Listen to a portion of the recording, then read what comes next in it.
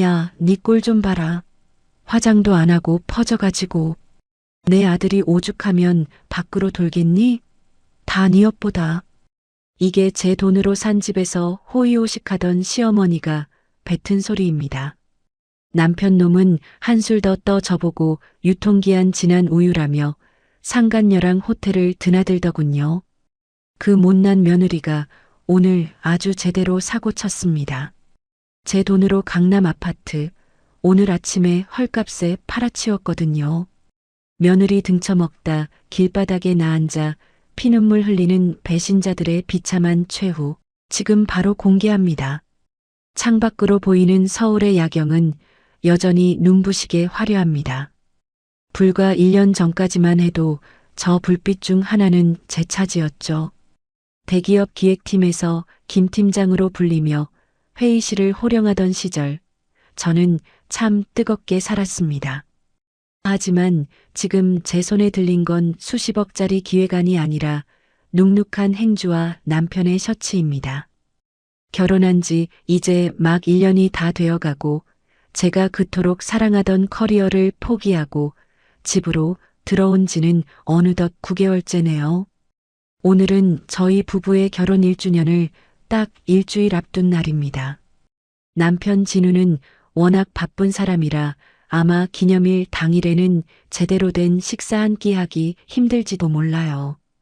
그래서 저는 일주일 뒤에 있을 진짜 1주년을 위해 혼자서 예행 연습이라도 하듯 정성껏 이벤트를 준비해 봤습니다. 완벽한 기념일을 위해 미리 요리도 해보고 분위기도 맞춰보고 싶었거든요. 진우는 제 손을 잡고 매일같이 속삭였었죠. 지훈아, 이제 험한 세상이랑 싸우지 마. 밖은 내가 책임질 테니까 넌 집에서 우리만의 성을 지켜줘. 손에 물 한 방울 안 묻히게 해줄게. 그 달콤한 약속을 믿고 사표를 던진 게 결혼 3개월 차의 일이었습니다.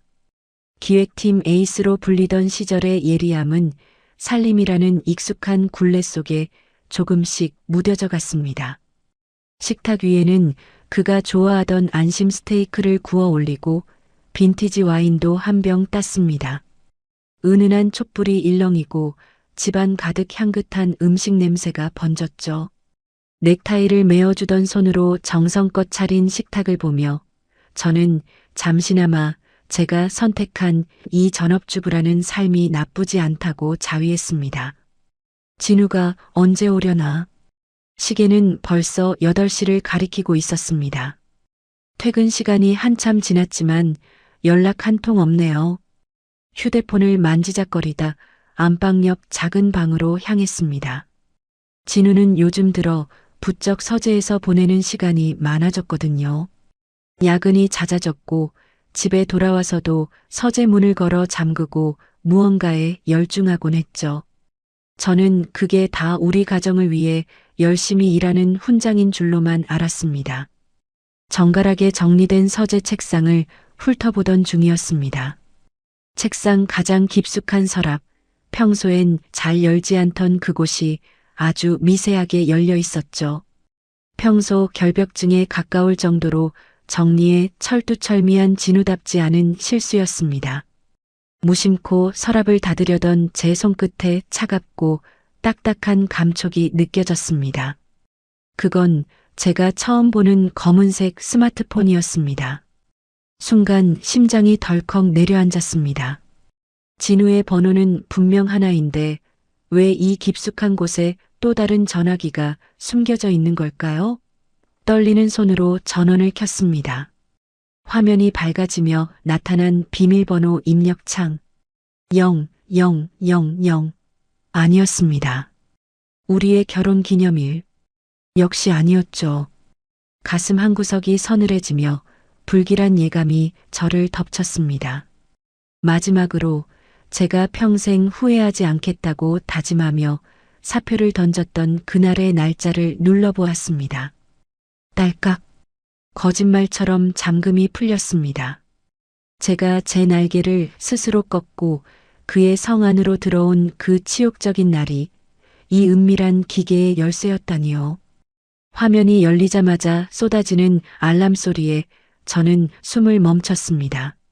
메시지 앱 가장 상단에는 민이라는 이름의 대화방이 있었습니다. 민이.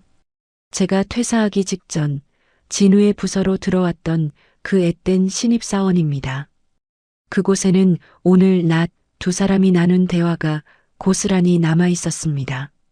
오빠, 다음 주가 와이프랑 1주년이라면서요? 그날도 나랑 있을 수 있어요? 당연하지. 1주년은 무슨, 그냥 날짜가 그런 거지. 걔는 집에서 곰처럼 음식이나 하고 있을 거야. 넌 신경 쓰지 마. 그래도 미안하네 집에서 바보같이 기다릴 텐데. 기다리라고 해. 요즘은 얼굴만 봐도 숨이 막혀. 화장도 안 하고 퍼져 있는 꼴이 꼭 유통기한 지난 우유 같거든. 너처럼 상큼한 애 보다가 집에 들어가면 거긴 지옥이야. 유통기한 지난 우유. 그 문장이 제 심장을 갈기갈기 찢어 놓았습니다. 제가 누구 때문에 사표를 던졌는데 누구 때문에 이 답답한 앞치마를 두르고 하루 종일 불 앞에서 씨름했는데 남편은 저를 지옥이라고 부르고 있었습니다. 사진첩을 열자 더 참참한 현실이 기다리고 있었죠. 제가 집에서 청소기를 돌리고 빨래를 널던 그 시간에 진우는 미니와 함께 교회의 예쁜 카페에서 이름 모를 호텔의 침대 위에서 세상에서 가장 행복한 표정으로 웃고 있었습니다. 제 명의의 아파트, 제 돈으로 산 고급 가구들, 제가 꾸민 이 완벽한 거실, 이 모든 공간이 한순간에 무너져 내리는 기분이었습니다. 손이 바들바들 떨리고 눈물이 뺨을 타고 흘러내렸지만 저는 소리내어 울지 않았습니다. 대기업 기획팀에서 수천억짜리 프로젝트를 진두지휘하던 제 본능이 이 참혹한 슬픔을 뚫고 서서히 고개를 들기 시작했거든요. 식탁 위에 정성껏 차려진 스테이크가 차갑게 식어갔습니다. 촛불은 어느새 바닥을 드러내며 마지막 불꽃을 태우고 있었죠. 저는 차분하게 휴대폰을 꺼내 그들의 대화 내용 하나하나를 제 폰으로 옮기기 시작했습니다. 사진 한 장, 이모티콘 하나 놓치지 않고 꼼꼼하게 기록했습니다. 이건 단순한 불륜 증거가 아니었습니다. 제 인생을 도둑질한 자들에게 보내는 제 최후의 기획서가 될 자료들이었죠. 1시간쯤 지났을까요? 현관문 도어락 소리가 들렸습니다. 여보, 나왔어. 미안해. 오늘 갑자기 회의가 길어져서. 불은 왜 다 꺼놨어? 진우의 목소리가 들렸습니다. 평소와 다름없는 아주 다정하고 부드러운 목소리였죠. 예전 같으면 달려가 그의 코트를 받아주며 수고했다고 말했겠지만 지금 저는 어둠 속에서 조용히 그를 바라보고 있었습니다. 불을 켜는 진우의 얼굴엔 가벼운 미소가 걸려 있었고 그의 셔츠 깃에서는 제가 모르는 상큼한 꽃향기가 났습니다. 아까 사진 속 미니가 뿌리고 있던 바로 그 향수 냄새였죠. 어머, 스테이크 다 차려놨네. 우리 마누라 고생했네. 미안해서 어쩌지? 나 회사에서 대충 먹고 왔는데. 진우는 제 어깨를 다독이며 식탁 앞으로 다가왔습니다. 하지만 저는 아무 말도 하지 않았습니다. 그저 그를 빤히 쳐다보며 아주 작게 하지만 분명하게 미소를 지었습니다. 그 소름 끼치도록 차가운 미소의 의미를 남편은 아직 알지 못했습니다. 자기야, 왜 그래? 어디 아파? 왜 그렇게 웃어? 그의 물음에 저는 천천히 입을 열었습니다. 목소리는 떨림 없이 단단했죠. 아니, 그냥 오늘이 정말 특별한 날이구나 싶어서 당신 말대로 정말 잊지 못할 1주년 준비가 될 것 같네. 제 말에 진우는 잠시 멈칫하더니 이내 다시 웃으며 제 머리를 쓰다듬었습니다. 그 가식적인 손길이 닿는 순간 제 머릿속에서는 이미 완벽한 시나리오가 완성되고 있었습니다. 제 성 안에서 저를 무시하고 짓밟은 데가 그건 당신들이 상상조차 할 수 없는 처절한 몰락이 될 겁니다. 저는 조용히 자리에서 일어나 식탁 위에 놓인 와인 잔을 비웠습니다. 씁쓸한 액체가 목을 타고 넘어갔죠. 이제 시작입니다. 제 인생에서 가장 정교하고 차가운 프로젝트가 당신들이 유통기한 지난 우유라고 비웃던 이 여자가 사실은 당신들의 목숨줄을 쥐고 있는 주인이었다는 사실을 아주 뼈저리게 느끼게 해줄 생각입니다. 밤새 한숨도 자지 못했습니다. 거실 소파에 앉아 창밖이 푸릿하게 밝아오는 걸 지켜보았죠. 샤워를 마치고 나온 진우는 평소처럼 다정하게 제 이마에 입을 맞추며 출근 인사를 건넸습니다. 자기야, 어제 너무 피곤했나 봐.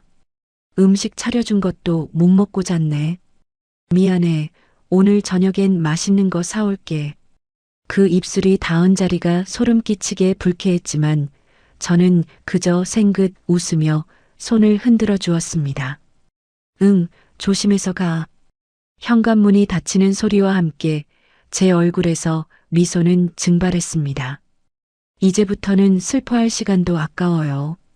저는 식탁 위에 덩그러니 놓인 허옇게 기름이 굳어버린 안심 스테이크를 바라보았습니다. 어제 제가 쏟았던 정성은 이미 쓰레기에 불과했죠. 저는 주저없이 그 비싼 고기 덩어리들을 음식물 쓰레기 봉투에 쳐넣었습니다. 그리고 앞치마 대신 서랍 깊숙이 넣어두었던 제 노트북을 꺼냈습니다. 전 팀장 김지훈. 제 몸속에는 아직 기획팀 에이스의 피가 흐르고 있었습니다. 증거는 확보했지만 더 확실한 데이터가 필요했죠. 감정적인 호소가 아니라 상대를 완벽하게 매장할 수 있는 팩트의 나열말입니다.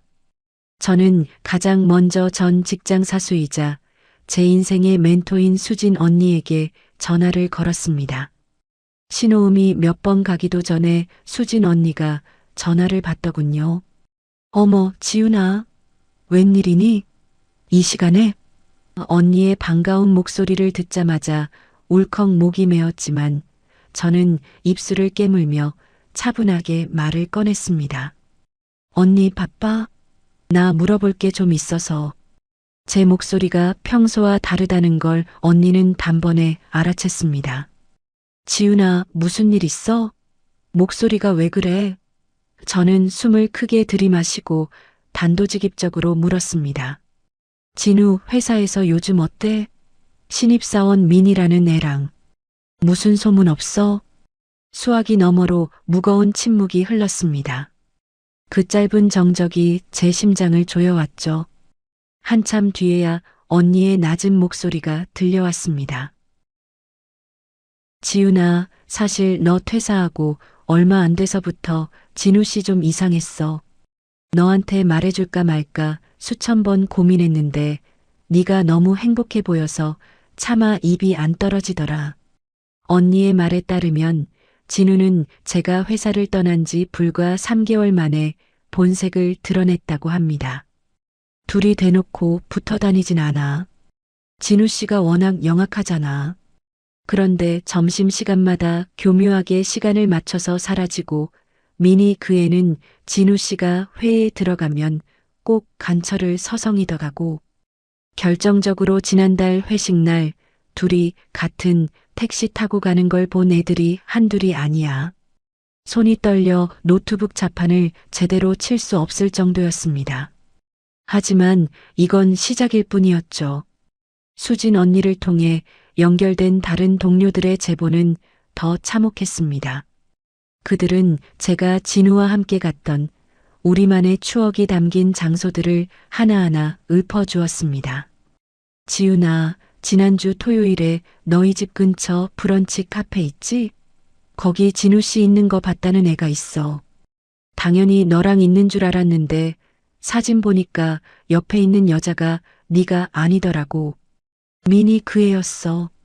그 카페.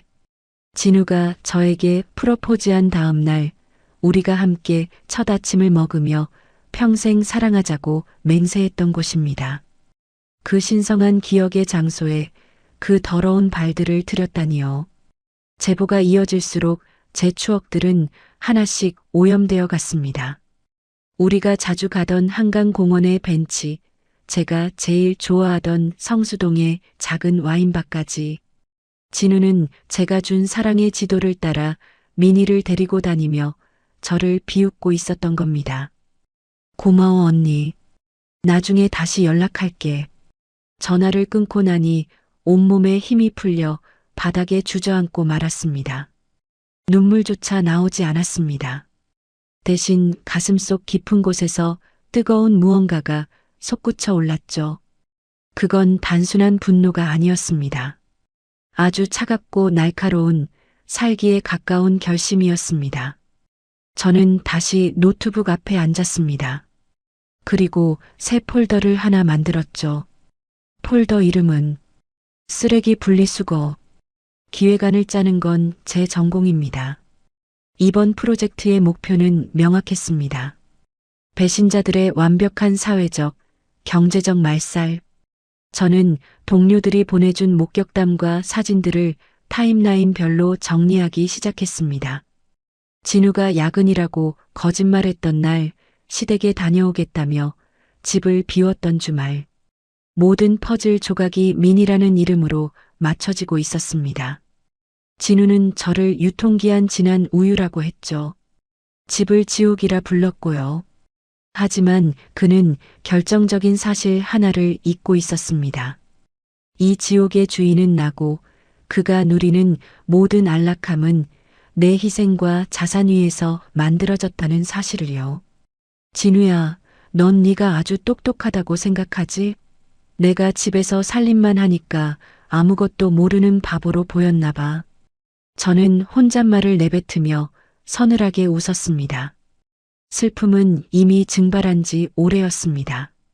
남은 건 오직 정교한 계산뿐이었죠. 진우가 가장 소중하게 생각하는 것, 그의 번듯한 커리어와 남들의 시선, 그리고 그가 당연하게 누려온 이 집의 평화. 저는 그것들을 하나씩 가장 고통스러운 방식으로 빼앗아 줄 생각입니다. 제 머릿속 기획안은 이제 시댁으로 향하고 있었습니다. 진우가 이토록 뻔뻔할 수 있는 건 그 뒤에서 저를 애 낳는 기계나 돈 줄 정도로 여기는 시어머니의 든든한 가스라이팅이 있었기 때문이라는 걸 잘 알고 있거든요. 내일은 시댁에 가는 날입니다. 1주년을 앞두고 어머님께 인사를 드려야 한다며 진우가 꼭 같이 가자고 했었죠. 아마 거기서 또 저를 깎아내리며 자기 아들 길을 살려주려 하겠죠. 하지만 상관없습니다. 아니, 오히려 기대가 되네요. 어머님이 제게 어떤 비수를 꽂으실지, 그리고 제가 그 비수를 어떻게 다시 돌려드리게 될지 말입니다. 저는 노트북을 닫고 천천히 자리에서 일어났습니다. 거울 속에 비친 제 눈빛은 어제와 완전히 달랐습니다. 흐릿하게 풀려있던 전업주부의 눈이 아니라 목표물을 포착한 포식자의 눈이었죠. 진우야, 일주일 뒤에 보자. 네가 맞이할 1주년은 내 인생에서 가장 화려한 장례식이 될 거야. 저는 거실 전등을 모두 껐습니다. 어둠 속에서 조용히 미소 짓는 제 모습이 유리창에 비쳤습니다. 이제 전쟁은 시작되었습니다. 보이지 않는 곳에서 저를 돕는 목격자들, 그리고 제 손에 쥐어진 이 차가운 기획서가 당신들의 목을 조여갈 겁니다. 기대해도 좋아, 여보. 당신이 만든 이 지옥이 얼마나 뜨거운지 곧 알게 해줄 테니까. 일요일 오후 시댁으로 향하는 차 안의 공기는 마치 얼음장처럼 차가웠습니다. 운전대를 잡은 진우는 옆자리에 앉은 제 눈치만 살피며 연신 헛기침을 해댔죠. 어제 제가 지었던 그 기묘한 미소가 내내 마음에 걸렸던 모양입니다. 하지만 그는 결코 먼저 입을 열지 않았습니다. 그게 진우라는 남자의 방식이었으니까요. 불리한 상황에선 침묵으로 일관하다가 상대가 지쳐서 화를 내면 예민한 사람으로 몰아가는 것 말입니다. 시댁 거실에 들어서자마자 저를 맞이한 건 소파에 위풍당당하게 앉아 계신 시어머니였습니다. 어머님은 제가 들어오는 걸 보고도 눈길조차 주지 않은 채 텔레비전에만 시선을 고정하고 계셨죠. 어머님, 저 왔어요. 제 인사에도 어머님은 그저 코웃음을 한번 치실 뿐이었습니다. 그래, 왔니? 요즘은 집에서 노는 애가 얼굴 보기가 참 힘들다. 그 독가시 돋친 첫마디에 가슴이 서늘해졌지만 저는 말없이 부엌으로 향했습니다. 예전 같으면 서러운 마음에 눈물이 핑 돌았을 텐데 신기하게도 오늘은 아무런 감정이 느껴지지 않았습니다. 그저 저 거실에 앉아 있는 노파가 오늘따라 참 가엾다는 생각뿐이었죠. 저녁 식사 시간, 식탁 위에는 갈비찜이며 전이며 화려한 음식들이 가득했습니다. 진우는 허겁지겁 고기를 집어 먹으며 어머님과 시시콜콜한 회사 이야기를 나눴습니다. 그 화기애애한 풍경 속에서 저는 철저하게 이방인이었습니다. 저는 천천히 숟가락을 놓으며 진우를 빤히 바라보았습니다. 자기야, 요즘 회사 일이 그렇게 많아? 주말에도 출근할 만큼? 제 느닷없는 질문에 진우의 젓가락이 허공에서 멈췄습니다. 그는 당황한 기색을 숨기며 억지 웃음을 지었죠. 프로젝트 마무리 단계라 좀 바쁘네. 당신도 알잖아. 이번에 나 승진 대상인 거. 그래. 그런데 지난주 토요일에 회사 근처가 아니라 교회 아울렛에서 당신을 봤다는 사람이 있더라고. 그것도 아주 상큼한 여자랑 같이 말이야. 식탁 위로 정적이 흘렀습니다. 진우의 얼굴은 순식간에 흑빛으로 변했고 옆에서 밥을 먹던 시어머니의 눈썹이 꿈틀거렸습니다. 진우는 이내 정신을 차린 듯 목소리를 높였습니다. 지훈아, 너 지금 여기서 무슨 소리를 하는 거야? 내가 일하느라 얼마나 고생하는데 어디서 말도 안 되는 유언비어를 듣고 와서 이래? 너 정말 예민하다. 집에서 살림만 하더니 의부중이라도 생긴 거야? 뻔뻔함의 극치였습니다. 적반하장으로 소리를 지르는 남편의 모습에 실소가 터져 나오려는 찰나 옆에 있던 시어머니가 숟가락을 탁 소리나게 내려놓으셨습니다. 애미야, 너 지금 내 아들한테 뭐라고 했니? 어디서 감히 신성한 밥상머리에서 남편을 잡아? 남자가 밖에서 일을 하다 보면 사람도 좀 만날 수 있고 바람 좀 쐴 수도 있는 거지. 그걸 사사건건 감시하고 의심해? 어머님, 이건 단순한 의심이 아니에요. 진우가 다른 여자랑. 제 말이 끝나기도 전에 어머님의 고함이 거실을 울렸습니다. 닥치지 못해. 네가 오죽 못났으면 남편이 밖으로 돌겠니? 심장이 멈추는 것 같았습니다. 어머님은 서슬 퍼런 눈으로 저를 노려보며 비수 같은 독설을 쏟아내기 시작하셨죠. 네 꼴 좀 봐라. 결혼하고 1년도 안 돼서 화장기 하나 없는 얼굴로 퍼져 있는데 어떤 남자가 너 같은 여자를 보고 싶어 하겠어? 남편 한눈 팔게 만든 건 다 내 엿보고 내 죄야. 여자가 똑똑하게 굴어야 남자가 집에 붙어 있는 법인데 너처럼 미련하게 살림 하나 제대로 못하고 남편 들들 볶기만 하니 애가 질려서 나가는 거 아니냐? 네 꼴 좀 봐라. 내 죄다. 내 엿보다. 그 단어들이 제 가슴에 박혀 피가 흐르는 것 같았습니다. 남편의 배신보다 더 아픈 건 같은 여자로서 제 편이 되어줄 줄 알았던 시어머니의 이잔인한 가스라이팅이었습니다. 어머님은 마치 제가 죽을 죄라도 지은 것처럼 저를 몰아세웠습니다. 진우는 그 뒤에서 비겁하게 고개를 숙인 채 침묵하고 있었고요. 그 비겁한 뒷모습을 보는데 제 안에서 무언가 툭 하고 끊어지는 소리가 들렸습니다. 분노가 아니었습니다. 슬픔도 아니었죠. 아주 맑고 차가운 깨달음이었습니다. 아, 이 사람들에게 나는 가족이 아니었구나. 그저 아들의 비위를 맞추고 시댁에 돈 줄 노릇이나 하는 소모품이었구나. 저는 고개를 들어 시어머니를 보았습니다. 그리고 아주 천천히 조용하게 미소를 지었습니다. 그건 비웃음도 아니었고 그렇다고 굴복의 웃음도 아니었습니다. 모든 미련을 버린 자만이 지을 수 있는 소름 끼치도록 투명한 미소였죠. 제 돌발적인 웃음에 시어머니의 말이 딱 멈췄습니다. 너 지금 왜 웃니? 시애미가 말을 하는데 어디서 실없이 웃어? 어머님 말씀 다 하셨어요? 제 탓이라고요? 제가 못나서 진우가 밖으로 도는 거라고 하셨죠? 제 목소리는 평온하다 못해 서늘했습니다. 진우는 제 눈을 피하며 식은땀을 흘리고 있었고 어머님은 제 기세에 눌린 듯 주춤하며 목소리를 가다듬으셨죠. 그래, 다 내 탓이다. 그러니까 당장 진우한테 사과하고 앞으로 죽은 듯이 살림이나 해. 네, 알겠어요. 어머니 말씀대로 다 제 탓이네요. 제가 너무 많은 걸 베풀고 너무 많은 걸 참아줬던 게 제 잘못이었어요. 저는 자리에서 일어나 가방을 챙겼습니다. 그리고 당황한 기색이 역력한 진우를 향해 나지막하게 뱉었습니다.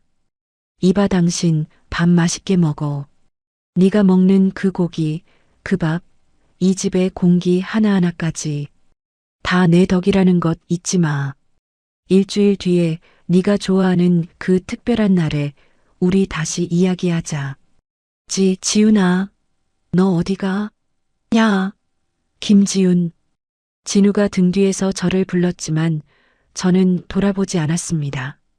시어머니는 여전히 분이 삭지 않은 듯 저런 배은망덕한 것. 어디서 어른 앞에서 등을 보여. 라며 소리를 질러댔죠. 하지만 그 목소리들은 이제 저와 상관없는 소음에 불과했습니다. 현관을 나서는데 밤바람이 무척 시원하게 느껴졌습니다. 뺨을 타고 흐르던 눈물은 바람에 금세 말라버렸죠. 시어머니의 독설은 제게 상처를 남긴 게 아니라 오히려 제 복수의 칼날을 더욱 단단하게 벼려주었습니다. 내 탓이라고요? 맞아요. 이제 정말 제 탓으로 돌려드릴게요. 시댁 식구들이 길바닥으로 나앉게 되는 것, 진우의 인생이 무너지는 것, 그 모든 게 다 제 기획에서 시작된 제 탓이 될 겁니다. 운전석에 앉아 시동을 걸었습니다.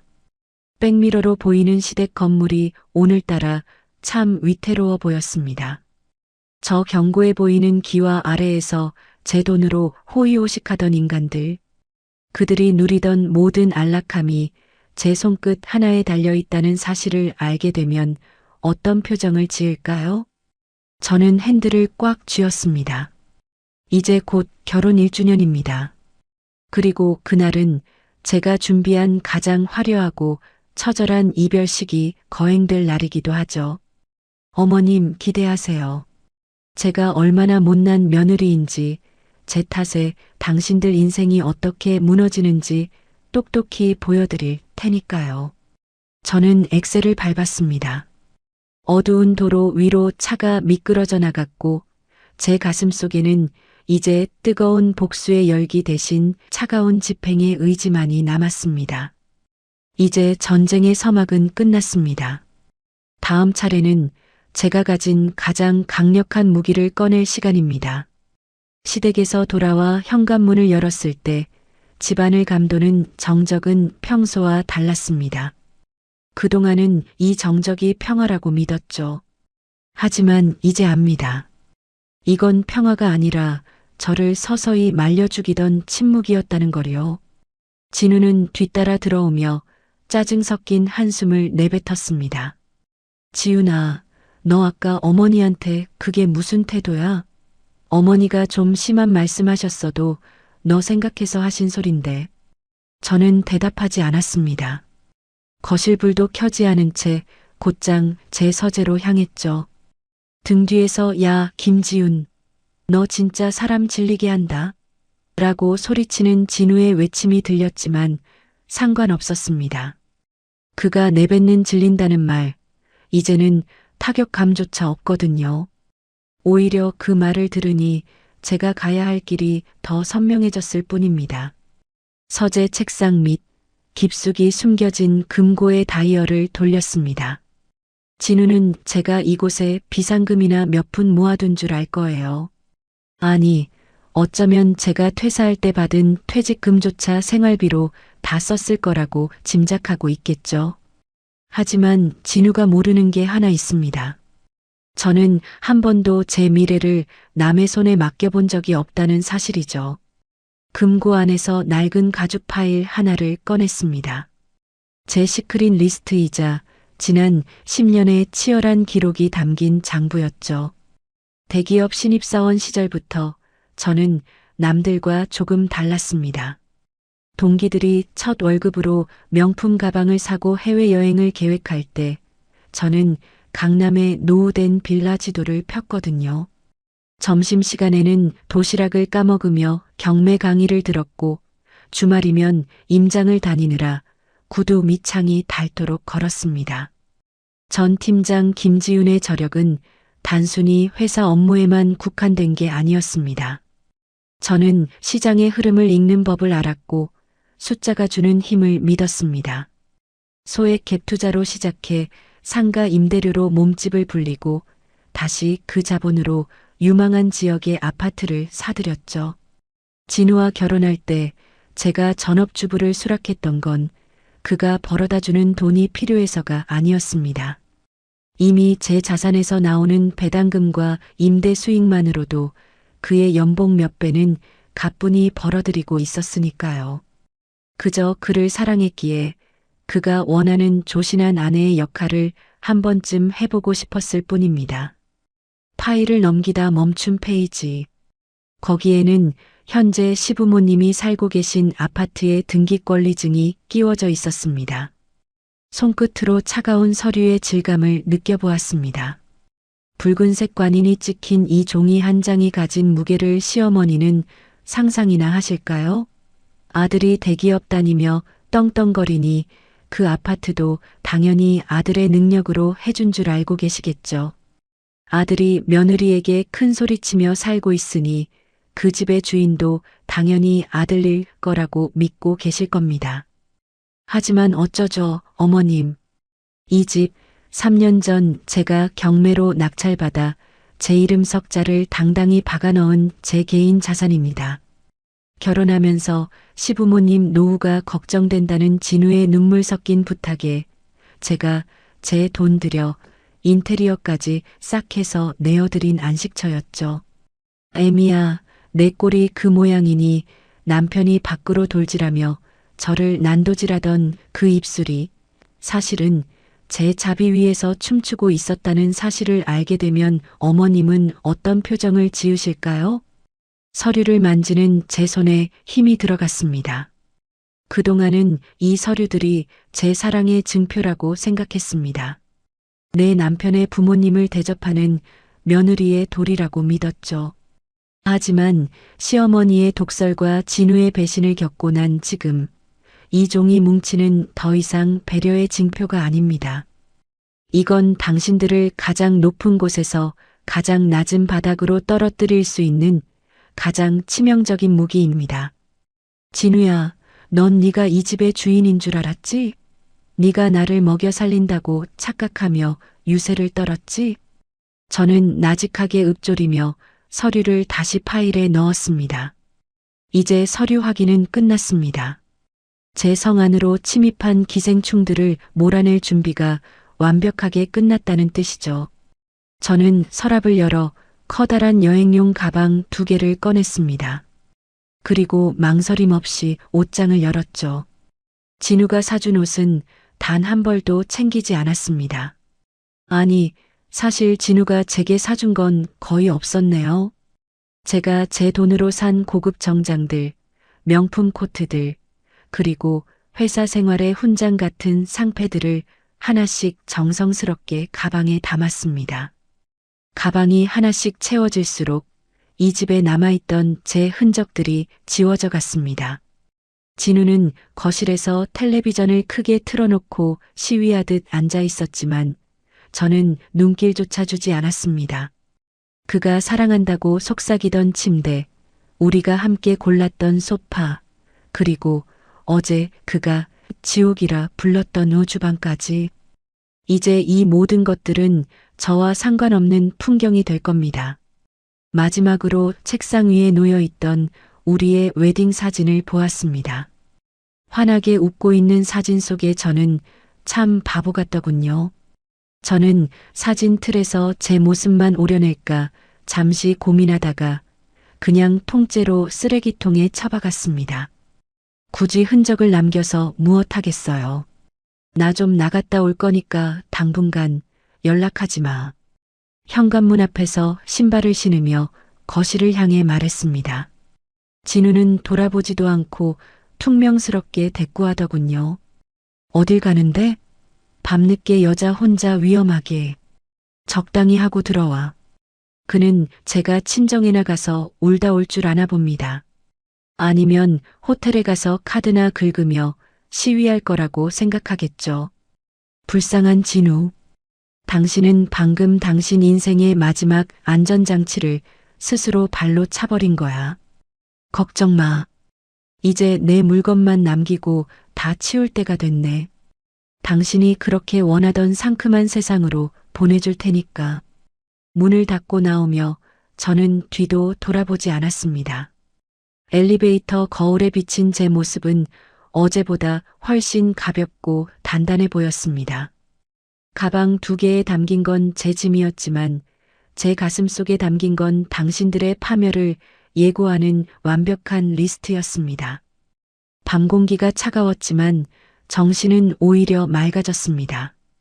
이제 저는 제가 직접 마련한 또 다른 아파트로 향할 겁니다. 그리고 거기서 본격적으로 전쟁의 버튼을 누를 거예요. 1억 정도는 우스워질 만큼 당신들이 상상도 못할 속도로 모든 걸 끝내버릴 생각입니다. 잠자던 제 자본이 깨어나는 순간 당신들이 누리던 그 안락한 꿈은 가장 끔찍한 악몽으로 변하게 될 테니까요. 기대해도 좋아, 진우야. 이제 시작이야. 짐을 싸서 집을 나온 뒤 제가 향한 곳은 결혼 전 미리 마련해 두었던 제 소유의 작은 오피스텔이었습니다. 진우는 존재조차 모르는 저만의 요새죠. 먼지 하나 없이 정갈한 이곳에 앉아 노트북을 켜니 비로소 제가 돌아와야 할 곳에 왔다는 실감이 났습니다. 앞치마를 두르고 고기를 굽던 김지우는 이제 없습니다. 다시 데이터와 숫자로 세상을 읽는 기획자 김지윤으로 복귀할 시간이었죠. 시계는 오전 9시를 가리키고 있었습니다. 저는 망설임 없이 황금 부동산 박 사장님께 전화를 걸었습니다. 박 사장님은 제가 반포 아파트를 경매로 낙찰받을 때부터 인연을 맺어온 이 바닥의 베테랑이십니다. 제 자산 현황을 가장 잘 아는 조력자이기도 하시죠. 어머, 김 팀장님, 오랜만이네. 잘 지냈어요? 수화기 넘어 들려오는 박 사장님의 활기찬 목소리에 저도 모르게 입가에 서늘한 미소가 번졌습니다. 네, 사장님. 잘 지냈죠. 다름이 아니라 제가 가지고 있는 반포주공 아파트 말이에요. 그거 오늘 바로 매물로 내놓으려고요. 박 사장님의 목소리가 단번에 진지해졌습니다. 반포? 거길 왜요? 거긴 가지고 있으면 계속 오를 텐데. 급전 필요해요? 아니요, 사장님. 돈이 급한 게 아니라 속도가 급해서요. 지금 시세가 25억 정도 하죠? 1억 낮춰서 24억에 올릴게요. 대신 조건이 하나 있습니다. 1억이나요? 미쳤네, 김 팀장님. 거긴 내놓기만 하면 줄 서는 곳인데 1억이나 낮추겠다고? 사장님의 경악 섞인 목소리에도 제 목소리는 흔들림이 없었습니다. 네, 1억 낮출게요. 대신 오늘 안에 당장 계약금 입금하고 잔금까지 한 달 안에 치를 수 있는 사람이어야 해요. 무엇보다 입주가 빨라야 합니다. 당장 내일부터라도 들어올 수 있는 분이면 더 좋고요. 전화기 너머로 박 사장님의 거친 숨소리가 들려왔습니다. 부동산 업계에서 시세보다 1억이 저렴한 반포 매물은 단순한 매물이 아닙니다. 그건 피냄새를 맡은 상어들을 불러 모으는 가장 강력한 미끼죠. 사장님, 오늘 안에 계약금 안 들어오면 다른 부동산에도 돌릴 겁니다. 아시죠? 제 물건은 무조건 선착순인 거. 아이고, 김 팀장님. 잠시만요. 내가 지금 당장 대기 명단 돌릴 테니까 기다려요. 거긴 1억 싸면 눈 뒤집힐 사람 수두룩해. 전화를 끊고 저는 시계를 보았습니다. 이제 주사위는 던져졌습니다. 진우와 시어머니는 자신들이 누리는 안락함이 얼마나 위태로운 모래성 위에 세워진 것인지 꿈에도 모르고 있겠죠. 아마 어머님은 그 집 거실에서 우아하게 차를 마시며 어제 저를 난도질했던 그 독설들을 승전보처럼 되새기고 계실지도 모릅니다.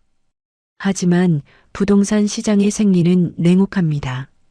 금매라는 단어 뒤에 붙은 1억 하락의 위력은 상상을 초월하죠.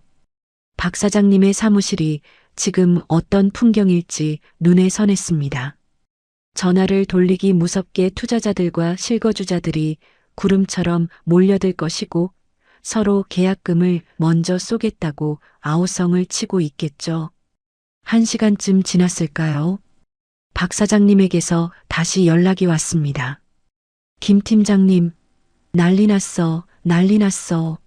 지금 우리 사무실에 복비 2배 줄 테니까 자기한테 팔라는 사람만 5명이야. 그 중에 1명, 현금 동원력 확실한 분이 있어요. 지금 당장 계약금 2억 4천 쏘겠대. 집도 안 보고 그냥 바로 도장 찍겠다는데 진행할까요? 네, 사장님. 진행하세요. 법무사 통해서 서류 바로 넘길 테니까 오늘 오후까지 입금 확인해 주세요. 알았어요. 야, 역시 김 팀장님 화끈하네. 근데 거기 살고 계신 시부모님은 어쩌고? 이사 준비는 되신 거야? 사장님의 조심스러운 물음에 저는 창밖의 하늘을 보며 대답했습니다. 걱정 마세요, 사장님. 다 그분들 업보니까요. 제가 아주 상큼한 곳으로 모셔다 드릴 예정이거든요. 오후 2시 제 스마트폰이 짧은 진동과 함께 비명 같은 알람음을 내뱉었습니다. 입금 2억 4천만 원. 통장에 찍힌 숫자들을 보는 순간 가슴속 깊은 곳에서 형언할 수 없는 쾌감이 치밀어 올랐습니다. 2억 4천만 원. 이건 단순한 계약금이 아닙니다. 진우와 시어머니의 목을 조일 단두대의 칼날이 장전되었다는 신호죠. 겨우 3시간 만이었습니다.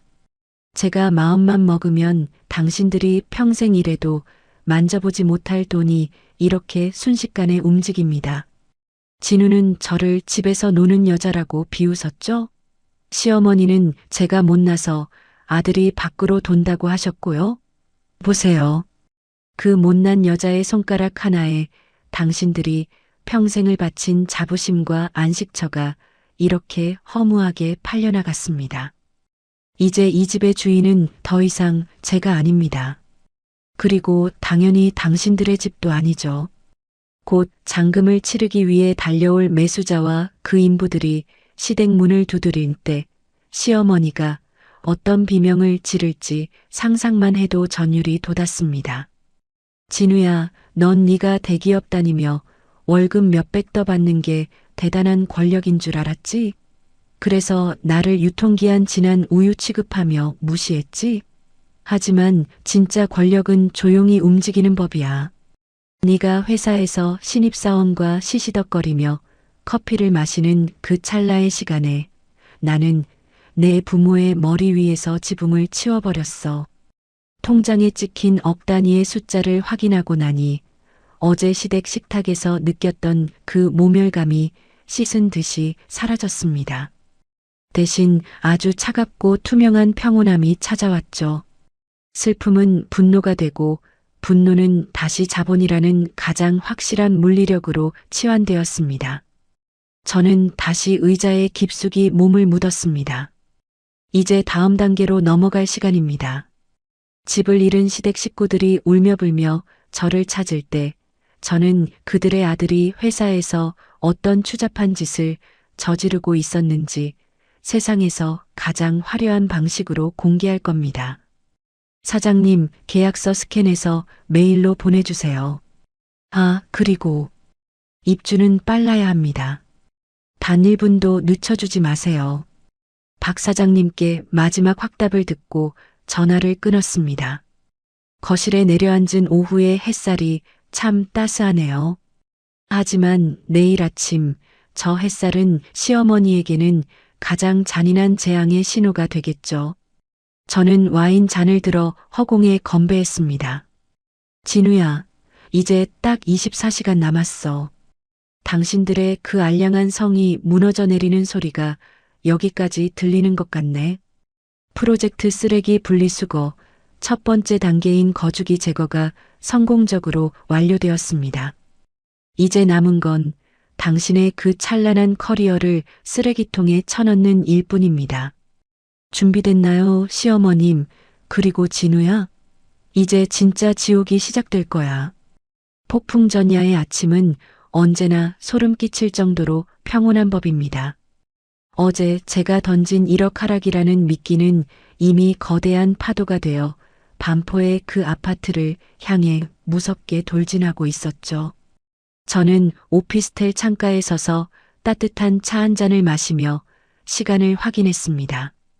오전 9시 약속된 잔금 처리가 완료됨과 동시에 이제 그 집의 법적 주인은 제가 아닌 이름 모를 매수자로 바뀌었습니다. 그리고 그와 동시에 시어머니의 천국도 끝이 났죠. 같은 시각 반포 아파트의 풍경을 그려보는 건 어렵지 않았습니다. 아마 어머님은 제가 차려놓고 간 최고급 찻잔에 우아하게 커피를 따르며 얼마 전 저를 난도질했던 그 승리감에 취해 계셨을 겁니다. 집까짓 게 어딜 가겠어? 며칠 울다 들어오겠지. 그런 오만한 생각을 하며 말이죠. 하지만 그 평화로운 아침을 깨운 건 다정한 아들의 안부 전화가 아니었습니다. 현관문을 부술듯이 울려대는 거친 초인종 소리였죠. 누구세요? 아침부터 무식하게 남의 집 문을 이렇게 두드려. 어머님이 잔뜩 날이 선 목소리로 문을 열었을 때 그 앞에는 정장 차림의 매수자, 즉 대리인과 건장한 체격의 인부 5~6명이 서 있었을 겁니다. 박 사장님이 보낸 빠른 입주를 위해 수단과 방법을 가리지 않을 베테랑들이었죠.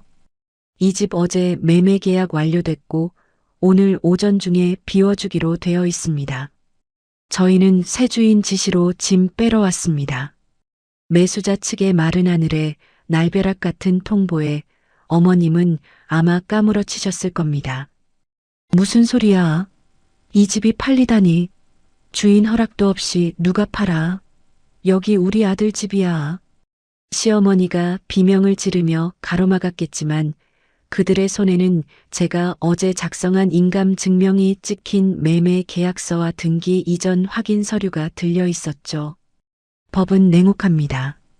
더 이상 제 소유가 아닌 그 집에서 어머님은 이제 무단 침입자에 불과했습니다.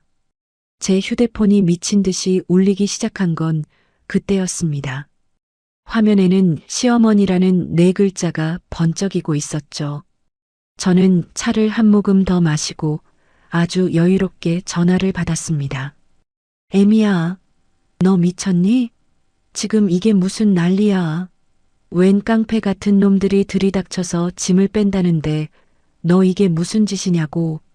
수화기 너머로 들려오는 어머님의 목소리는 이미 제정신이 아니었습니다. 공포와 분노가 뒤섞인 비명이었죠. 저는 아주 차분하고 낮은 목소리로 대답했습니다. 아, 벌써 도착했나 보네요. 사장님들이 참 부지런하시죠? 너 정말 집을 판 거야? 내 허락도 없이? 네가 감히. 어머니, 착각하지 마세요. 그 집, 제 돈으로 산 제 명의 아파트였어요. 제가 제 물건을 파는데 왜 어머니 허락을 받나요? 아, 그리고 어머니가 어제 그러셨잖아요. 제가 못나서 남편이 밖으로 도는 거라고. 그래서 제가 그 못난 짓 좀 해봤어요. 이제 그 집 주인은 제가 아니라 다른 분이니까 남의 집에서 그만 소리 지르고 나오시죠. 제 냉정한 말투에 어머님은 숨을 헉헉거리며 말을 잇지 못했습니다. 이 나쁜 년, 내가 갈 곳이 어디 있다고 이 나이에 길바닥으로 내쫓아. 너 천벌 받아. 당장 이거 취소해. 천벌은 어머니 아들이랑 어머니가 받으셔야죠. 취소요? 이미 잔금까지 다 치러서 법적으로 끝났어요. 어머니, 지금부터 딱 1시간 드릴게요. 1시간 뒤면 그분들이 강제로 짐 다 밖으로 내놓을 거예요. 법적으로 남의 집 점유하시는 거, 그거 범죄인 거 아시죠? 교도소 가기 싫으시면 어서 짐 챙기세요. 전화를 툭 끊어버렸습니다. 다시 걸려오는 전화를 차단 목록에 올리고 나니 가슴속이 뻥 뚫리는 기분이었습니다. 1시간. 그 짧은 시간이 어머님에게는 아마 지옥 같은 영겁의 시간이었을 겁니다. 현장은 그야말로 아수라장이었겠죠. 인부들은 인정사정 없었습니다. 새 주인의 명령에 따라 거실에 놓인 이태리제, 소파, 식탁, 장식장들을 하나둘 밖으로 실어 나르기 시작했을 겁니다. 어머님이 애지중지하며 제 돈으로 샀던 그 명품 가방들이며 옷가지들도 예외는 아니었을 거예요. 이거 얼마짜리인 줄 알아? 라며 매달려봤자 건장한 남성들에게 어머님의 힘은 종이장보다 가벼웠을 겁니다. 반포 아파트 단지 앞 시어머니의 찬란했던 삶의 잔해들이 쏟아져 내리기 시작했습니다. 고급스러운 가방이 보도블록 위에 나뒹굴고 어머님이 자랑스럽게 여기던 외제 밍크 코트들이 먼지 구덩이 속에 처박혔죠. 지나가는 이웃들이 수군거리며 그 광경을 구경했을 겁니다. 어제까지만 해도 며느리 흉을 보며 기세등등하던 반포 사모님이 하루아침에 짐짝과 함께 길바닥으로 쫓겨나는 추한 꼴이라니요. 어머님은 헝클어진 머리로 길바닥에 주저앉아 울부짖었을 겁니다. 제 이름을 부르며 욕설을 퍼붓다가 다시 진우에게 전화를 걸어 살려달라고 비명을 질렀겠죠. 하지만 진우가 뭘 어쩌겠어요? 그 집은 처음부터 그의 것이 아니었고 그가 할 수 있는 건 아무것도 없었습니다. 길바닥에 쏟아진 초라한 가구들과 그 사이에 섞인 명품백들, 그 부조화스러운 풍경이 딱 어머님의 본질이었습니다. 속은 텅 비어 있으면서 거칠에만 요란했던 남의 희생 위에서만 우아할 수 있었던 가식의 결정체 말이죠. 저는 오피스텔 창밖으로 평화롭게 흘러가는 구름을 바라보았습니다. 이제 반포의 그 안락한 성은 사라졌습니다. 시어머니와 진우는 이제야 깨닫게 될 겁니다. 자신들이 딛고 서 있던 땅이 얼마나 견고한 대지가 아니라 언제든 제가 걷어갈 수 있는 얇은 얼음판이었는지를요. 어머니, 이제 시작이에요. 집이 없어지는 건 서막일 뿐이죠. 당신 아들이 공들여 쌓아온 그 가짜 인생도 곧 저 길바닥의 짐짝처럼 너덜너덜해질 테니까요. 저는 조용히 찻잔을 내려놓았습니다. 쾌감은 이제 차가운 확신으로 바뀌어 제 온몸을 감싸고 있었습니다. 프로젝트 쓰레기 분리수거 첫 번째 대형 폐기물 처리가 아주 깔끔하게 끝났습니다. 자, 이제 다음 차례는 누굴까요? 진우야, 이제 당신의 그 잘난 직장으로 찾아갈 차례야. 준비됐니? 당신의 커리어가 무너지는 소리는 아마 저 아파트가 팔리는 소리보다 훨씬 더 요란할 거야. 시댁의 지붕을 날려버린 것으로 제 복수의 전반전이 끝났습니다. 하지만 이건 어디까지나 서막일 뿐이죠. 집을 잃은 시어머니가 길바닥에서 비명을 지르고 있을 때 저는 이미 후반전의 무대를 옮겨 제가 가장 잘 아는 전장 바로 회사에 서 있었습니다. 9개월 전 제가 스스로 걸어 나왔던 그 거대한 유리 성 말입니다. 진우는 제가 퇴사하면서 제 인맥과 정보력까지 모두 증발한 줄 알았나 봅니다. 하지만 대기업 기획팀에서 7년을 구른 김지훈이라는 이름은 그렇게 쉽게 잊히는 게 아니거든요. 저는 오늘 전업주부의 앞치마 대신 제가 가장 아끼던 날렵한 핏의 네이비 정장을 꺼내 입었습니다. 거울 속의 저는 더 이상 유통기한 지난 우유가 아니었습니다. 누군가의 목줄을 단숨에 끊어놓을 준비가 된 가장 예리한 사냥꾼의 모습이었죠. 저는 가장 먼저 저의 직장생활 첫 상사이자 지금은 본사 감사팀에서 저승사자로 불리는 강 팀장님께 연락을 드렸습니다. 팀장님, 저 지훈이에요. 잘 지내셨죠? 드릴 선물이 좀 있어서요. 강 팀장님은 제 목소리를 듣자마자 반가워하면서도 예리하게 상황을 파악하시더군요. 지훈아, 네가 연락할 정도면 보통 선물은 아니겠네? 저는 그동안 모아온 진우와 미니의 불륜 타임라인, 그리고 결정적인 법인카드 오남용 증거들을 정리해 보냈습니다. 단순한 불륜은 개인사로 치부될 수 있지만 회사 돈으로 상간녀와 호텔을 가고 주말 근무라 속이며 데이트를 즐긴 건 명백한 공금 횡령이자 징계 사유거든요. 지훈아, 이건 그냥 징계 수준이 아니라 형사고소 해야 되겠는데? 저 김지훈이잖아요. 팀장님, 절차대로 아주 공정하게 처리해 주세요. 전화를 끊고 저는 사내 익명 게시판인 블라인드와 사내 커뮤니티를 열었습니다. 그리고 미리 준비해둔 폭탄을 투하했습니다. 제목은 아주 담백하게 잡았죠. 영업 2팀 대리진우와 신입사원 엘양미니의 업무 외 밀착 협업 타임라인 공개. 게시글에는 두 사람이 주말 출근을 핑계로 다녀온 교회 아울렛 영수증 사진, 호텔 체크인 기록, 그리고 결정적으로 법인카드로 결제한 커플링 구매 내역까지 일목요연하게 정리되어 있었습니다. 제가 근무할 당시 보고서를 쓰던 실력으로 아주 정교하게 만든 불륜 보고서였죠. 감정 섞인 비난은 한마디도 넣지 않았습니다. 오직 팩트와 숫자, 그리고 사진만으로 구성된 그 글은 올린 지 5분도 안 되어 성지가 되었습니다. 댓글창은 순식간에 불이 났습니다. 와, 우리 회사에 이런 빌런들이 있었어? 와이프가 기획팀 에이스였던 김지훈 팀장님 아냐? 제정신인가? 법인카드로 커플링? 이건 바로 감사팀 가야지. 자, 이제 주인공들이 무대에 등장할 차례입니다.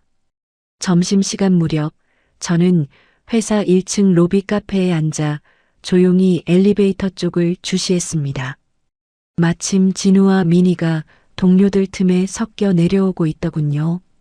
평소라면 사내 모범 커플인 척 적당한 거리를 두고 걷던 두 사람이었지만 오늘 그들의 표정은 말 그대로 흘빛이었습니다. 띵 소리와 함께 엘리베이터 문이 열리자 그곳에 타고 있던 수십 명의 시선이 일제히 진우와 미니에게 꽂혔습니다. 동료들의 수군거림은 숨길 수 없을 만큼 컸죠.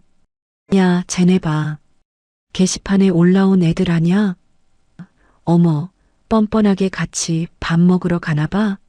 진우는 당황한 기색을 숨기려 애쓰며 애써 앞만 보고 걸었습니다. 옆에 선 미니는 당황한 얼굴로 고개를 푹 숙이고 있었죠.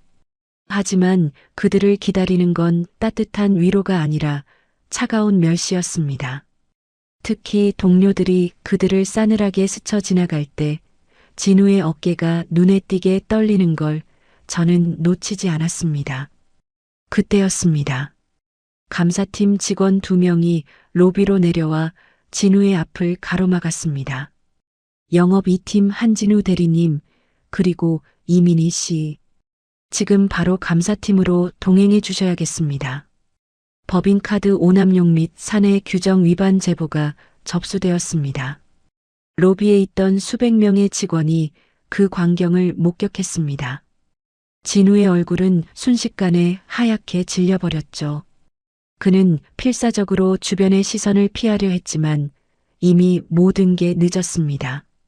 민희는 결국 참지 못하고 눈물을 터뜨렸지만 동료들의 반응은 냉담하기만 했습니다. 울긴 왜 울어? 할 짓 다 해놓고. 누군가의 날카로운 한마디가 로비를 울렸습니다. 저는 카페 구석에서 우아하게 커피를 한 모금 마시며 그 비참한 몰골들을 감상했습니다. 진우야, 넌 내 커리어가 내 목숨보다 소중하다고 했지? 대기업 타이틀 없으면 넌 아무것도 아니라고. 그래서 내가 퇴사할 때 은근히 우월감을 느꼈었잖아. 그런데 어쩌니?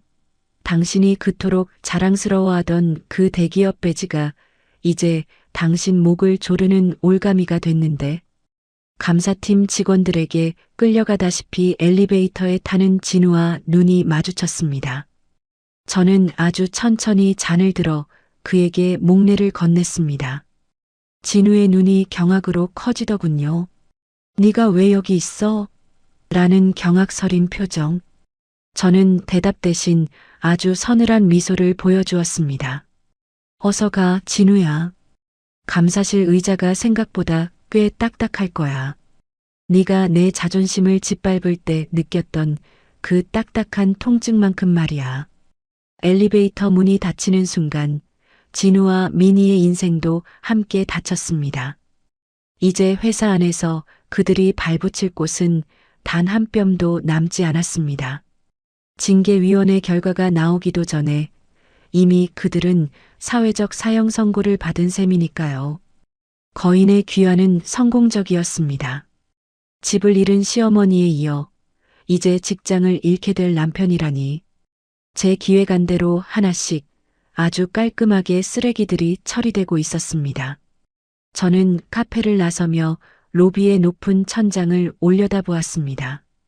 9개월 전 눈물 지으며 이 문을 나섰던 제 모습이 떠오르네요. 하지만 지금의 저는 당당합니다. 누군가의 아내로 박제되는 대신 제 인생의 주인으로 돌아왔으니까요. 한진우, 감사팀 조사는 시작일 뿐이야. 이제 곧 내 어머니가 길바닥에서 지르는 비명을 네가 직접 듣게 될 거거든. 1주년 선물치고는 꽤 화끈하지? 저는 차가운 유리성을 뒤로하고 당당하게 걸어나갔습니다. 이제 남은 건 무릎 꿇고 비는 그들의 마지막 발악을 감상하는 일뿐입니다. 반포의 그 안락했던 성이 무너지고 대기업이라는 견고한 방패에 금이 간 지 불과 며칠 지나지 않았습니다. 저는 지금 도심 한복판 통유리 너머로 시내가 한눈에 내려다 보이는 5성급 호텔 라운지에 앉아 있습니다. 잔잔하게 흐르는 재즈 선율과 고급스러운 커피 향기가 제 주변을 감싸고 있죠. 불과 일주일 전 앞치마를 두르고 남편의 눈치를 살피던 전업주부의 모습은 이제 흔적도 찾아볼 수 없습니다. 약속 시간이 되자 라운지 입구 쪽이 소란스러워졌습니다. 호텔 직원들이 곤란한 표정으로 가로막고 있는 그곳에 제 인생을 지옥으로 몰아넣었던 두 사람이 서 있더군요. 멀리서 봐도 그들의 상태는 처참했습니다. 며칠 전만 해도 기세등등하게 저를 꾸짖던 시어머니의 모습은 온데간데 없었습니다. 헝클어진 머리칼, 길바닥에 나뒹굴었던 탓에 여기저기 얼룩진 옷가지들, 그리고 그 뒤에는 어깨가 잔뜩 굽은 채 고개를 숙이고 있는 진우가 있었습니다. 직원의 안내를 받아 제 테이블 앞으로 다가온 그들의 몰골은 가까이서 보니 더 가관이었습니다. 진우는 감사팀 조사에 이어 경찰 조사도 받느라 며칠 밤을 꼬박 세운 듯 눈이 휑하게 패여 있었고, 어머님은 그 화려하던 명품 가방 대신 비닐봉지 하나를 손에 꽉 쥐고 계시더군요. 오셨어요? 생각보다 일찍 오셨네요. 제가 아주 차분하게 인사를 건네자 어머님은 대답 대신 제 앞에 털썩 주저앉으셨습니다. 예전 같으면 어디 시어머니 앞에서 먼저 말을 거니? 라며 호통을 치셨을 텐데 지금 어머님의 입술은 파르르 떨리고만 있었습니다. 지훈아, 얘야, 너 정말 이럴 거니? 정말 우리를 이 길바닥으로 내몰 작정이냐고. 어머님의 목소리는 갈라져 있었습니다. 며칠 전 시댁 식탁에서 저를 향해 네가 못나서 남편이 바람 피우는 것이라며 당당하게 소리치던 그 위험은 이미 조각난 지 오래였죠. 진우 역시 옆에서 기어들어가는 목소리로 제 이름을 불렀습니다. 여보, 지훈아. 내가 잘못했어. 내가 정말 미쳤었나 봐. 회사에서 조사받으면서 내 생각밖에 안 나더라. 제발 한 번만, 딱 한 번만 기회를 주면 안 될까? 집은 다시 돌려주면 안 돼? 어머니 갈 곳도 없으셔. 진우의 비굴한 눈빛을 마주하니 헛웃음이 나왔습니다. 위기의 순간에 가장 먼저 내뱉는 말이 겨우 집이라니요. 저는 커피를 한 모금 마신 뒤 아주 건조하게 대꾸했습니다. 기회요? 제가 기회를 안 드렸던가요? 진우야, 너한테는 1년이라는 시간이 있었어. 그리고 어머님께는 제가 며느리로서 최선을 다했던 1년의 세월이 있었죠. 그런데 어머님은 그 시간을 독설과 무시로 채우셨잖아요. 제가 못나서 아들이 밖으로 도는 거라고 다 제 탓이라고 하셨던 말씀. 아직도 귓가에 생생하네요. 제 말이 끝나기도 전이었습니다. 갑자기 어머님이 의자에서 내려와 라운지 바닥에 넙죽 엎드리셨습니다. 주변에 있던 호텔 투숙객들의 시선이 일제히 저희 테이블로 쏟아졌죠. 진우가 당황해서 어머님을 일으키려 했지만 어머님은 제 바짓가랑이를 양손으로 꽉 붙잡으며 울부짖기 시작하셨습니다. 얘야, 내가 잘못했다. 내가 입이 10개라도 할 말이 없어. 내가 미쳤었나 보다. 노망이 났었나 봐. 네가 얼마나 귀한 며느리인데 내가 감히 그런 망언을. 지훈아, 제발. 우리 아들 직장 잃으면 끝이야. 그 아파트 없으면 우리 식구 다 굶어 죽어. 한 번만 살려다오. 응? 내가 무릎 꿇고 빌게. 호텔 라운지 바닥을 적시는 어머님의 눈물. 그토록 고고하게 하늘을 찌르던 어머님의 자부심이 지금 제 구두 구바레에서 처참하게 짓밟히고 있었습니다. 바짓가랑이를 붙잡고 매달리는 그 손길이 소름 끼치게 싫었지만 저는 피하지 않았습니다. 그 굴욕을 온전히 감상하는 것이 제가 받은 고통에 대한 최소한의 보상이라고 생각했거든요.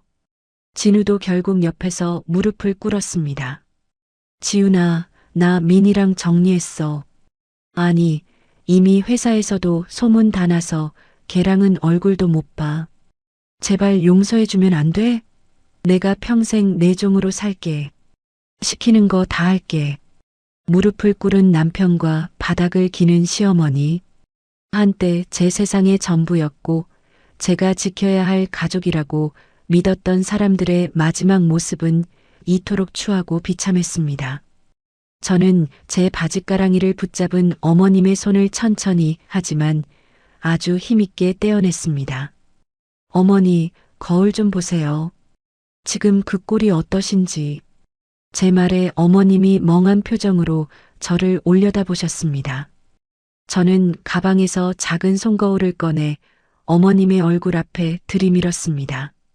짓물러진 눈과 흙먼지가 묻은 뺨, 그리고 탐욕과 공포로 뒤섞인 그 비루한 얼굴. 며칠 전에는 제 꼴이 우습다고 하셨죠? 화장도 안 하고 퍼져 있는 제가 지옥 같다고 하셨잖아요. 그런데 지금 보세요. 누가 진짜 지옥에 있는지. 어머니가 그렇게 자랑스러워하던 아들은 이제 불륜남의 횡령범으로 낙인 찍혔고 어머니가 누리던 그 집은 이제 다른 사람의 안식처가 됐어요. 이게 다 누구 탓일까요? 어머니 말씀대로라면 이 모든 건 못난 아들을 둔 어머니 탓 아닐까요? 지훈아, 제발 어머님은 다시 제 다리에 매달리려 했지만 저는 차갑게 자리에서 일어났습니다. 더 이상 이 오염된 공기를 마시고 싶지 않았거든요. 진우가 제 옷자락을 붙잡으려 손을 뻗었지만 저는 그 손을 가차없이 쳐냈습니다. 빌지 마세요. 역겨우니까. 당신들이 저한테 줬던 상처는 이런 연극 같은 눈물로 씻어질 수 있는 게 아니에요. 진우야, 너는 내일 징계위원회 잘 준비하고. 저는 뒤도 돌아보지 않고 라운지를 걸어 나왔습니다. 등 뒤로 시어머니의 통곡 섞인 비명과 진우가 제 이름을 처절하게 부르는 소리가 들려왔지만 그 소리들은 이제 제 심장에 아무런 파동도 일으키지 못했습니다. 엘리베이터 거울에 비친 제 모습은 그 어느 때보다 단단하고 평온했습니다. 무너진 권위 위에 세워진 제 새로운 삶이 비로소 시작된 기분이었죠. 이제 남은 건 이 지긋지긋한 관계를 서류상으로도 완벽하게 도려내는 일뿐입니다. 여보, 어머니. 당신들이 말한 그 못난 며느리는 이제 죽었어요. 이제부턴 당신들이 감당해야 할 진짜 지옥이 기다리고 있을 테니까 남은 기력은 그때를 위해 아껴두시는 게 좋을 거예요. 호텔 로비를 나서는 제 발걸음은 가벼웠습니다. 밤 공기가 무척이나 달콤하게 느껴지더군요. 이제 진짜 마지막 단계, 모든 것을 매듭지을 순간이 다가오고 있었습니다. 오늘은 제 인생에서 가장 화려하게 기록될, 그리고 가장 비참하게 기억될 날이기도 하네요. 저는 오늘을 위해 특별히 맞춘 순백의 수트를 차려입었습니다. 1년 전 입었던 웨딩드레스보다 훨씬 더 가볍고 훨씬 더 당당한 옷차림이었죠. 저는 미리 예약해둔 조용한 법무법인 상담실에 앉아 두 사람을 기다렸습니다. 잠시 후 문이 열리고 들어오는 진우와 시어머니의 모습은 이제 동정심조차 생기지 않을 만큼 무너져 있었습니다. 며칠 사이 10년은 늙어버린 듯한 시어머니는 이제 제 눈도 제대로 마주치지 못하고 주춤거리며 자리에 앉았고 진우는 초점 없는 눈으로 제 앞에 놓인 가죽 서류철만 응시하고 있었죠. 저는 아무 말 없이 서류철을 열어 두 사람 앞으로 밀어놓았습니다. 이게 뭔가요? 지훈아, 제발. 우리 이야기 좀 하자니까. 진우의 떨리는 물음에 저는 서류의 제목들을 하나하나 짚어주었습니다. 이야기는 서류가 대신 해줄 거예요. 첫 장은 협의 이혼 합의서, 두 번째 장은 당신에게 청구하는 위자료 소송 소장, 그리고 마지막은 당신의 그 상큼한 신입사원 미니 씨에게 보내는 상간녀 위자료 청구 소장입니다. 아, 참고로 미니 씨 집에도 어제 날짜로 배달됐을 거예요. 서류 뭉치가 주는 압도적인 위용 앞에 두 사람의 숨소리가 거칠어졌습니다. 서류에는 그동안 제가 수집한 불륜 증거물들과 법인카드 오남용 내역, 그리고 시어머니의 독설이 담긴 녹취록 일체에 대한 법적 검토 의견서까지 빼곡하게 붙어 있었죠. 기획팀 에이스가 작정하고 만든 이 인생 이별 기획서는 빈틈이라곤 찾아볼 수 없는 완벽한 사형 선고였습니다. 진우는 소장에 찍힌 액수를 보더니 비명을 지르듯 말했습니다. 위자료가 왜 이렇게 많아? 게다가 미니한테까지. 지훈아, 너 정말 이렇게까지 해야겠어? 우리 사랑했잖아. 1년 전 오늘 우리가 뭐라고 약속했는지 잊었어? 그놈의 사랑. 그 역겨운 단어가 그의 입에서 나오는 순간 저는 참아왔던 실소를 터뜨렸습니다. 사랑? 진우야, 사랑을 배신한 건 내가 아니라 너야.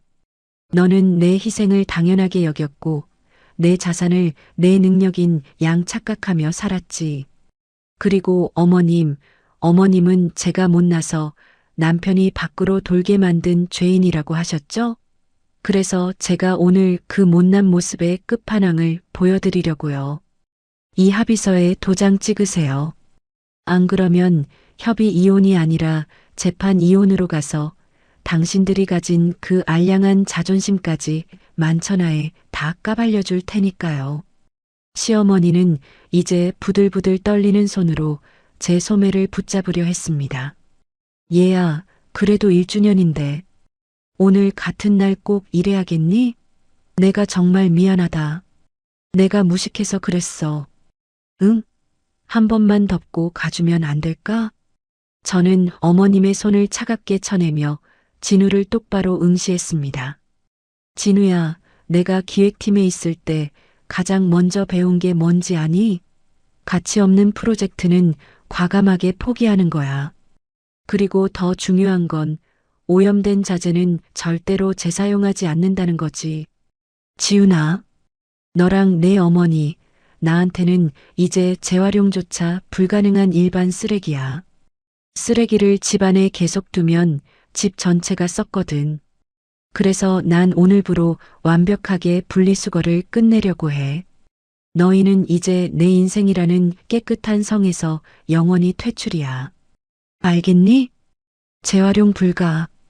그 한마디가 진우의 가슴에 쐐기처럼 박혔습니다.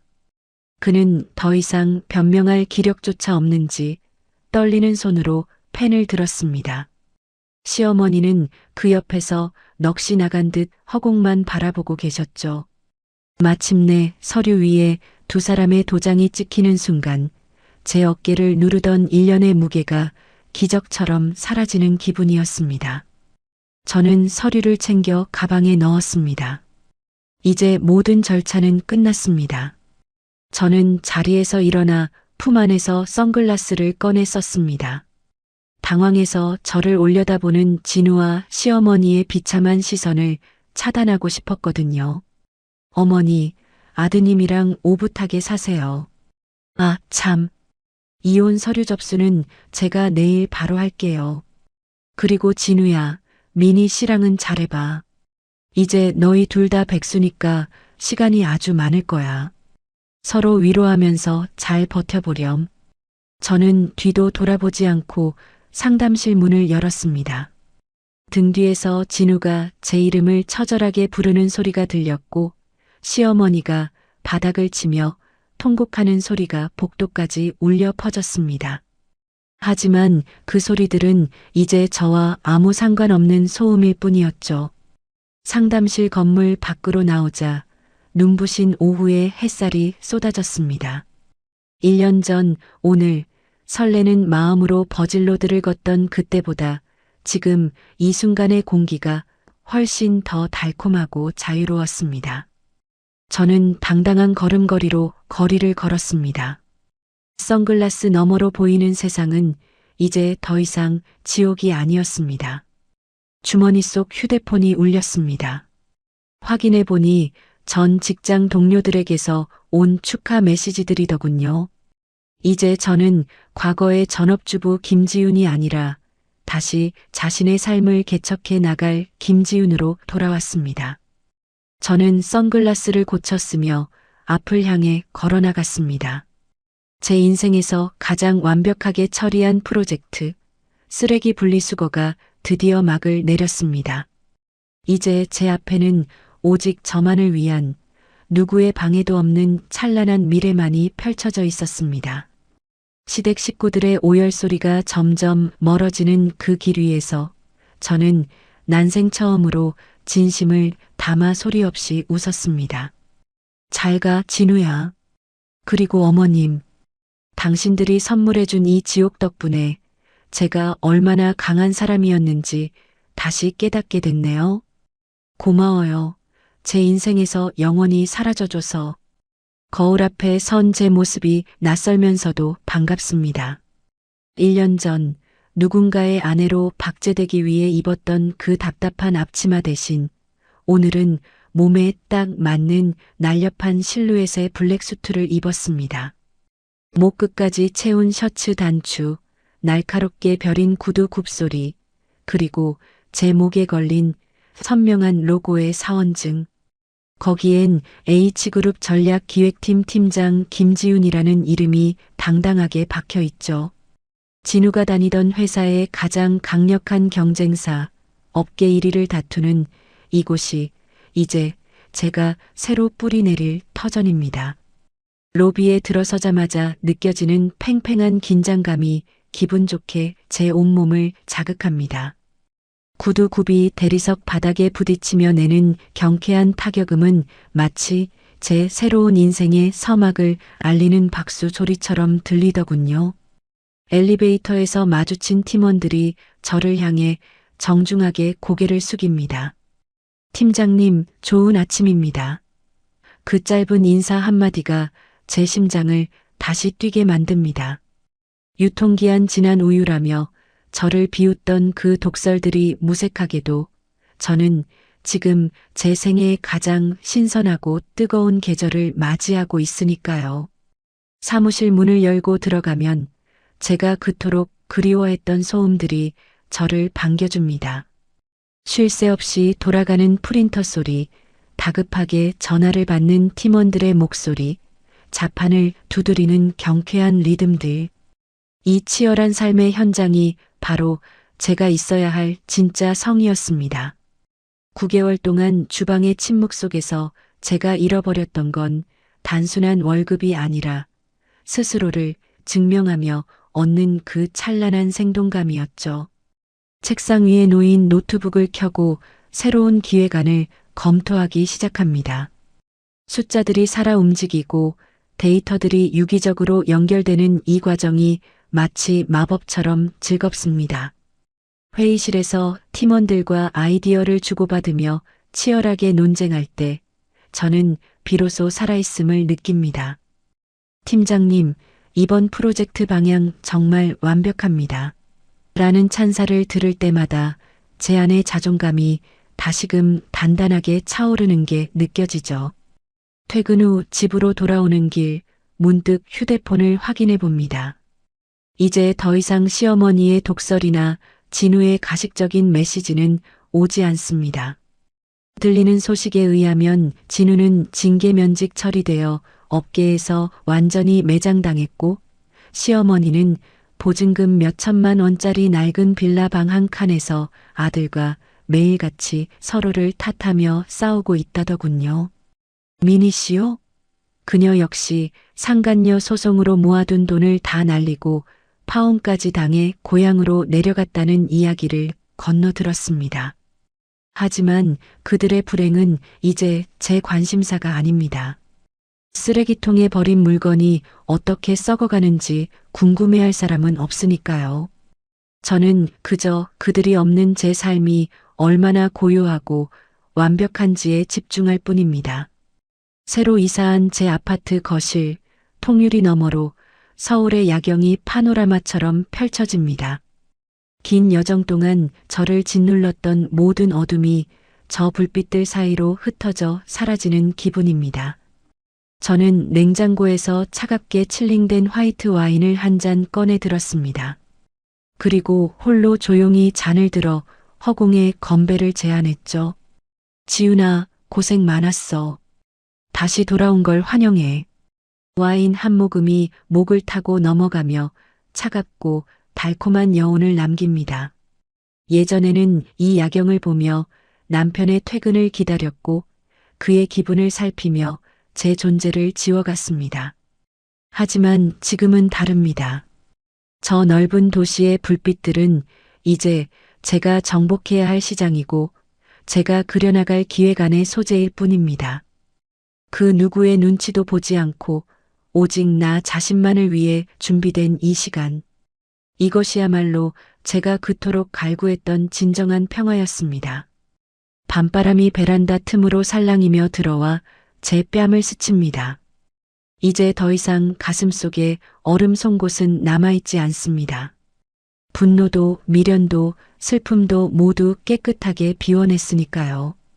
그 빈자리는 오직 저를 향한 믿음과 내일에 대한 기대로 가득 차 있습니다.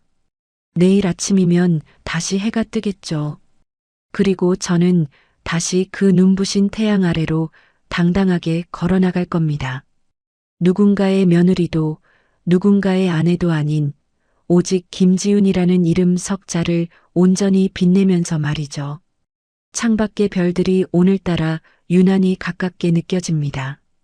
저는 와인 잔을 내려놓고 깊은 잠을 청하려 침실로 향합니다. 내일은 또 어떤 흥미진진한 프로젝트가 저를 기다리고 있을까요? 이제 제 인생이라는 무대의 주인공은 완벽하게 저 자신으로 교체되었습니다. 잘 자요. 지난날에 아팠던 나. 그리고 반가워. 앞으로 더 빛날 나의 시간들.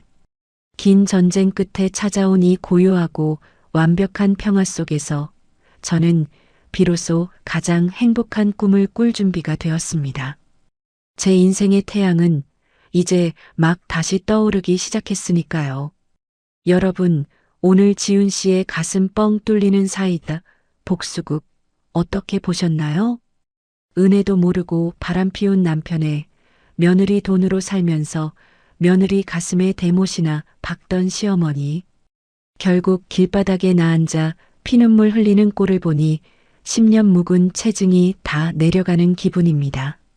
참 세상 일이라는 게 씹는 대로 거두는 법이지요. 지훈 씨는 이제 누구의 아내가 아니라 제 실력 발휘하며 사는 당당한 팀장 김지훈으로 다시 태어났습니다. 우리 청취자 여러분도 남을 위해 희생만 하지 마시고 지훈 씨처럼 나 자신을 가장 아끼며 사셨으면 좋겠습니다.